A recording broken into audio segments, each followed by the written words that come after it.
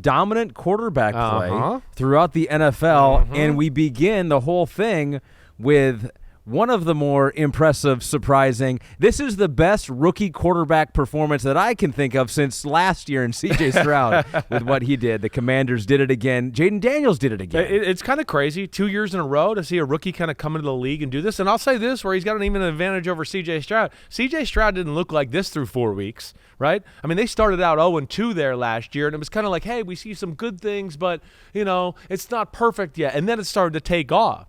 I mean, really, there's been, pretty solid in week 1 against Tampa. Ooh, the Giants game, man, they never stopped them. Yeah, they didn't get an end zone, but they kicked field goals, right? So there was that. Week 3, well, it'll fall off against the Bengals, right? What? Holy cow, he outperforms Joe Burrow and does all that. And then to go to Arizona, I'm blown away. They're one of the surprises of the NFL season. I did not pick them to win today, especially how Arizona looked last week playing against your Detroit Lion football team. Defense looked good. Everything looked good there.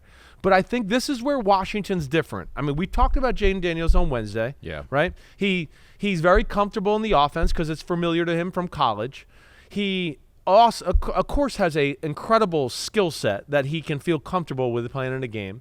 He's like very confident and secure with what he's seeing on the field, and I think that goes back to the college thing there, to where he kind of knows where everybody is all the time. His accuracy throwing the football is better than I even thought it was coming out of college out of LSU. I mean, he just a little bit like C.J. Stroud, where he doesn't miss the target very much. I mean, he's open by 3 inches. Oh, we got it in there. He's open by 3 feet. Oh, he still threw it perfect to where he could run after the catch. I think that's amazing, and then he makes a few plays. So kudos to him. It's astounding. He's breaking records in front of our eyes. Let me give a couple of those because I think they are pretty astounding. So he has the second most rushing yards by a quarterback through 4 career games, tied for the most rush touchdowns by a quarterback through 4 career games. So that's like rookie stuff right there. But then you talk about his completion percentage, and this is like best quarterback ever.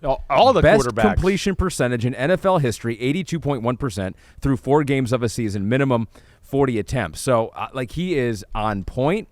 A lot of credit to Cliff Kingsbury. Like you said, he got a game ball for beating his old team there in Arizona from Dan Quinn. So, it's looking like he has gone from college where there were some questions about the offense there and the things that he was asked to do. I'll go routes. Yeah, just all he does is throw go routes or like a hitch or a curl route on the outside. He doesn't do enough, right? We brought that up too. There's not a lot of throws over the middle of the field. I think we felt like he was confident in doing that and capable of doing it. That's just not the way they played. I do think that made some people feel uncomfortable, like, oh man, I wish I could see a little bit more. But either way, what you're seeing in college and what we're seeing right now, it's not that too far off as far as unbelievable accuracy, precision, calmness. Just anything never seems to bother him at all. I think that's what's amazing. The team around him's playing well. They got some mojo going. Yeah. You brought up Cliff Kingsbury. He's a guy I've been critical of in the past, right? I mean, there's things I like about Cliff. I mean, I love Cliff the man. Let me just say that right off the bat. I think he's a great guy. I know that. Right? And I do think he's a good football coach, but I've always been on him a little bit like we talked about on Wednesday. The offense kind of gets stale after a few weeks. What else is there? Oh, they don't really run the ball or have that many run plays. That's where Washington is different. And that's where, after this week, I'm going to take them definitely a little bit more seriously for real. And the fact that they run the ball. They can run the ball on anybody. I want to give you credit on that, too, because early on in the season, you go, this offensive line is better than I thought it was. It really is. I was not expecting it. And not only, we talked about how it pass protected last week against the Bengals. Yeah. Again, good today. But running the ball, firing off the ball, and then I think what I see, too, is the formations and different running schemes that go along with it, where I go, hey, between now the run game and him throwing the football and Cliff Kingsbury changing up formations, they got a lot to defend. And then you got Jayden Daniels, oh, wait, we got to worry about him scrambling and the quarterback design runs off of that.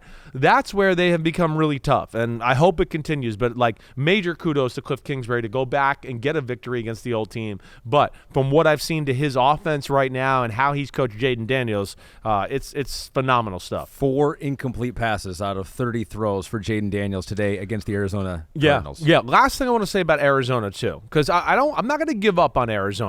I certainly did not expect them to get beat the way they did today. I definitely did not.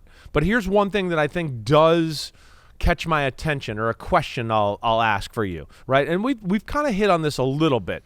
Defensively, what happened today is you saw there's not a front seven guy that pops during a game. They never have a front seven guy that can, we got Jayden Daniels for a sack. Now it's 3rd and 17. We finally got him in a bad spot, right? So they don't have any of that, or a up the play guy where you go, they ran it up the middle and they lost 6. Now they're behind this, the sticks and there's trouble there, right? We know how valuable that is. But here's the other thing that popped to me a little bit.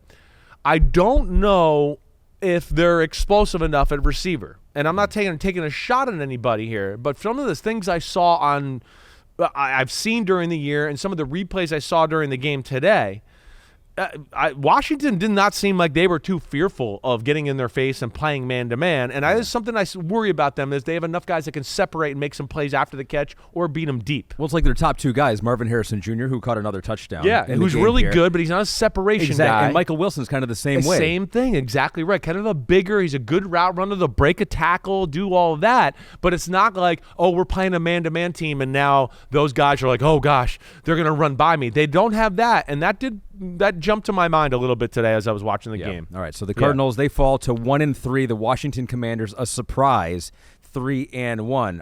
Yo, homies, thanks for watching. Yeah, it's time. The NFL season is here on Chris Simms Unbuttoned. You can hit subscribe to get all the weekly picks, plus our Sunday recaps as the games are happening. Oh, you know it. Nobody does that better than us. Thanks again for watching. Remember to subscribe. Peace out. We'll see you next time on Unbuttoned.